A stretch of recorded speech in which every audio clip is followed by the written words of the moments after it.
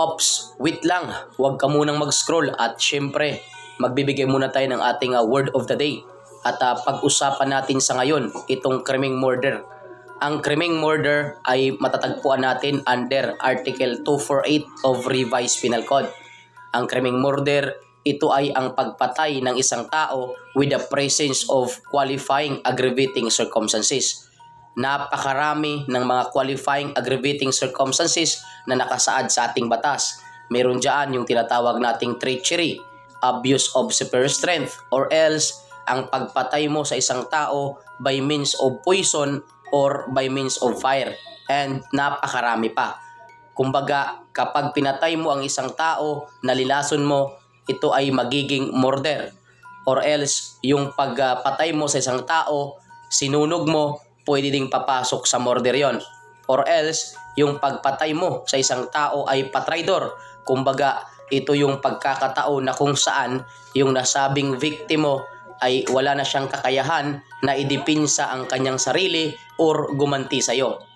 Pasok doon yung tinatawag nating treachery. At syempre, pwede din naman ang pagpatay mo ay by means of abuse of superior strength. Ang ibig sabihin dito, yung mismong offender natin or ikaw mismo ay masyadong liamado doon sa biktima. At saka pwede din na maaring pumasok sa krimeng murder kung ang pagpatay mo sa isang tao ay merong tinatawag nating evident premeditation. Ibig sabihin, merong kang plano sa pag-commit ng nasabing krimen.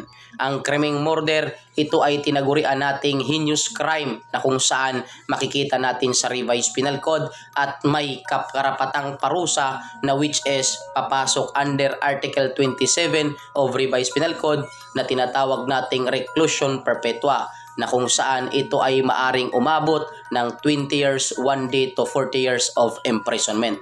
So sana nakatulong sa inyo yan at syempre ito pa din ang inyong lingkod, your Mr. Word of the Day, Emmanuel the Master Schumann, Villaister Villacarlos, a CBRC National Lecturer and a Registered Criminologist, nagsasabi sa inyo na para pumasa sa board examination, kailangan natin ang basusya at tsamba. Basusya, basa, sulat at share. Sabayan natin ang tsamba, tiyaga, sipag at manalangin bawat araw. Thank you so much and God bless you all.